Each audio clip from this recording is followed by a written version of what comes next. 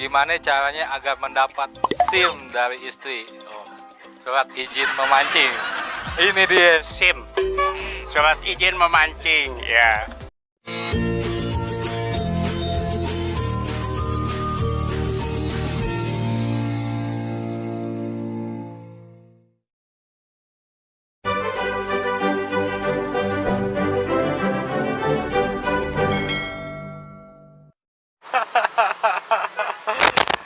Sehat Om. Halo. Kali ini saya akan gerebek lagi satu angler, ya termasuk mentor saya.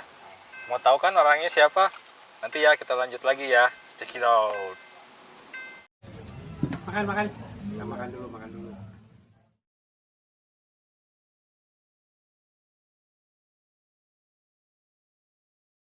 Halo sobat angler, dan ini mentor saya Om Japchan Fishing. Om, selamat malam Om.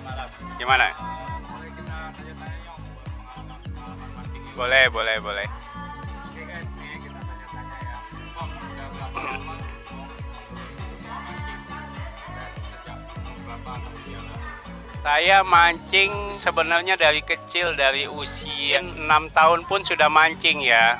Cuma ya masih kelas kampung lah, mancing masih di empak, di kali, pakai jualan bambu. Karena memang nggak punya duit buat beli. Untuk terjun ke dunia laut ya sifatnya kalau ada yang ngajak. Misal paman lagi mancing ke laut diajak gitu. Baru serius mancing di laut ya sejak bekerja setelah punya penghasilan. Kira-kira nih Om, itu spot mana yang paling diminati Om? Yang paling Om sukai itu di spot mana? Kalau ngomong spot, saya nggak punya spot andalan ya. Karena prinsipnya saya mancing itu semua jenis ikan saya suka buat mancing. Yang penting ada strike. Tapi kalau sekarang ya spot yang paling saya suka ya otomatis mancing di laut ya. Nah kalau ikannya ikan apa ya pasti yang semua orang lah, ikan tenggiri lah ya, ikan pelagis gitu. Kalau saya lihat kan Om ini kebanyakan di channelnya video-video ngapung ya Om. Mungkin untuk yang pemula-pemula, tips-tips untuk ngapung atau gimana caranya biar di spot ngapung itu nggak mabok atau nggak bad mood lah gitu. Ya kalau mabok ini sih sebenarnya bawaan orang ya. Ada yang mancing tuh pasti mabok. Ya, intinya sih kalau mancing sik itu harus fit dulu. Nah, tidur cukup, makan cukup. Ya, terus juga bisa mancingnya ngapungnya jangan jauh-jauh dulu. Yang agak deket-deket dari pantai. Jadi ombaknya nggak begitu gede. Kalau langsung ke tengah yang agak jauh ombak gede, takutnya kaget. Nah, itu yang biasa orang suka mabuk gitu. Untuk membaca spot di ngapung itu gimana Om? Selain menggunakan fish finder Om? Sebenarnya kalau membaca spot itu udah versinya nelayan lah, kaptennya. Kapten nelayan tuh umumnya tahu cara melabuhkan kapal ya. Sebagai angler cuma ikutin aja, karena kan itu bukan kerjaan kita. Cuma karena kita sering mancing, kita jadi tahu lah lama-lama. Untuk mencari kapten yang bagus sih, zaman sekarang canggih. Tinggal lihat aja postingan dia di Facebook. Walaupun itu kadang banyak settingan ya. Jangan terlalu percaya juga. Jangan terlalu percaya juga ya, terlalu ngebu-ngebu ke spot tersebut. Nah, cek dulu dari postingan-postingan lain. Nah, tackle yang pertama kali Om punya itu pas ngapung itu apa Om? Tackle, saya bukan masuk orang yang suka tackle bagus atau apa. Dari awal saya mancing saya selalu pakai handline. Itu sampai tahun 2010 lah, kebanyakan masih handline. Sampai saya mancing ke Binu pun waktu itu ikut kawan juga handline. Makanya saya pernah dapat julukan tangan manis. Dan karena tangan saya manis, karena saya nggak sanggup beli piranti, jadi mancingnya pakai handline. Dan kebetulan waktu itu dapat ikannya gede. Jadi dikira tangan saya bagus, mah bukan tangan saya bagus, saya nggak punya piranti. Itu. Di spot-spot yang Om udah jalanin, spot mana yang Om paling berkesan gitu Om? Paling enak menurut Om? Nah ini kembali lagi kalau ngomong spot sih sebenarnya ada plus minus lah ya. Karena tiap spot itu punya ciri khas ya. Contoh kalau kita mancing di Pulau Seribu, spot ideal ya pasti spot ikan tenggiri ya. Nah tapi kan ikannya bukan ikan hunian, ikan ngayap. Jadi kadang bisa dapat, bisa juga enggak.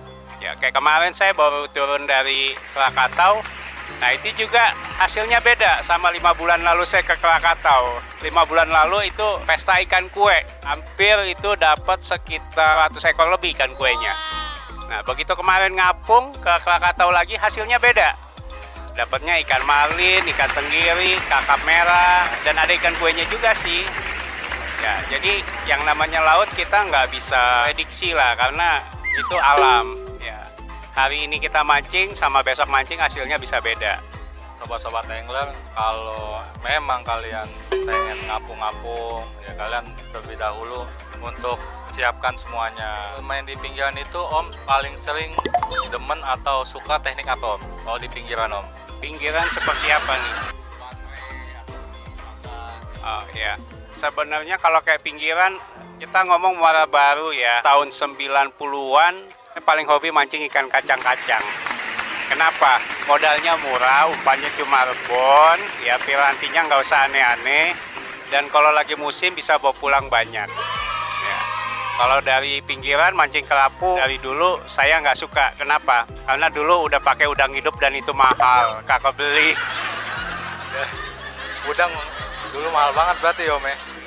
Ya mahal sih enggak ya, emang kita nggak punya penghasilan kan. Ini ada lagi nih Om, mau ditanyain nih saya nih. Saya mau minta tips nih Om buat teman-teman sobat angler. Gimana caranya agar mendapat SIM dari istri? Oh, surat izin memancing. Ini dia, sebenarnya ini mau yang saya tanya ini intinya ini. Tapi kan saya rahasiain.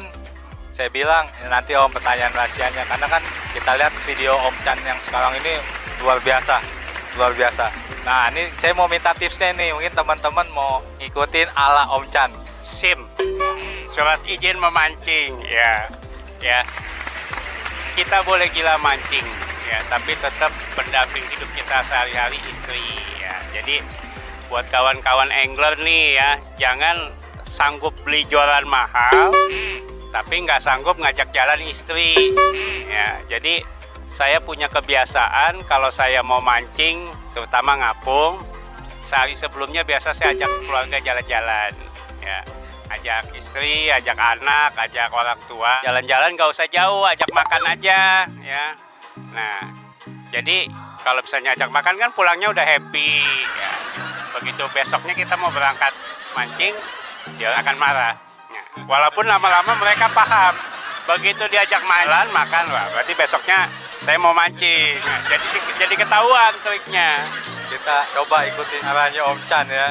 Mudah-mudahan sih yang berhasil gitu. Nah nih Om, untuk sekarang ini Om, kira-kira di sobat angler nih Om, untuk mengejar subscribe atau viewers gitu, sekarang ya syaratnya agak berat Om ya, trik-triknya gitu. Mungkin Om Chan bisa ngasih tips. Kita ngomong untuk para YouTuber ya.